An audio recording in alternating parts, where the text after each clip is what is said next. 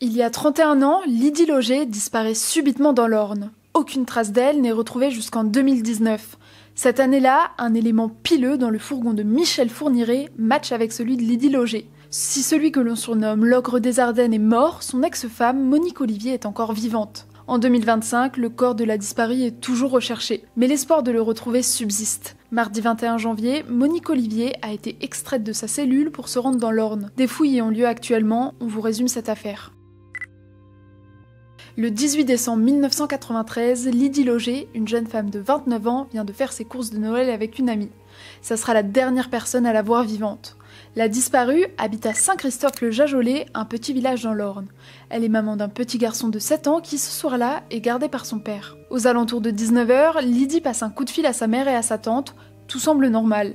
Mais 2 heures plus tard, quand une de ses sœurs essaye de la joindre, plus personne ne répond. Le lendemain matin, sa voiture est retrouvée garée devant son garage, les clés sont encore sur le contact. À l'intérieur du coffre, ses courses de Noël, des cadeaux et un sapin, mais aucune trace de Lydie, elle s'est volatilisée. Très vite, la piste criminelle est privilégiée. Pendant des années, l'affaire reste sans réponse. Mais en décembre 2019, un élément clé fait irruption dans le dossier.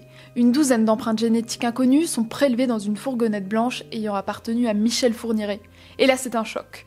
Une trace ADN correspond à celui de la disparue. En parallèle, les enquêteurs découvrent que Michel Fourniret et son épouse, Monique Olivier, passaient régulièrement dans l'Orne. En 2020, Michel Fourniret avoue alors à demi-mot être impliqué. Il évoque même les carrières de Tingebray, situées à une 60aine de kilomètres du domicile de Lydie. Pas impossible que j'ai déposé un corps là-bas, lâche-t-il à la juge Sabine Kéris. Mais quelques mois plus tard, en mai 2021, Michel Fourniret meurt en prison, emportant avec lui bien des secrets. Depuis, une seule personne détient encore des réponses, Monique Olivier. En janvier 2021, elle est d'ailleurs mise en examen après avoir reconnu son implication dans la disparition de Lydie Loger. Le lundi 20 janvier 2025, l'ex-femme de Michel Fourniret a été transférée depuis la prison de Fleury-Mérogis, où elle purge une peine de prison à perpétuité, à la maison d'arrêt de Caen-If. Le but, la faire revenir à Saint-Christophe-le-Jajolais, où Lydie Loger résidait, et à Tingebray-Bocage, les carrières évoquées par Michel Fourniret. Dans le cadre de la disparition de Lydie Loger, l'objectif aujourd'hui, c'était de remettre Monique Olivier en situation et de refaire les derniers moments de la disparition de Lydie Loger. Mais la coopération n'est pas la qualité principale de Monique Olivier. Elle est connue pour son absence d'empathie et sa perversité, et n'a encore rien révélé aux enquêteurs. Les investigations sur le terrain devraient prendre fin le jeudi 23 janvier.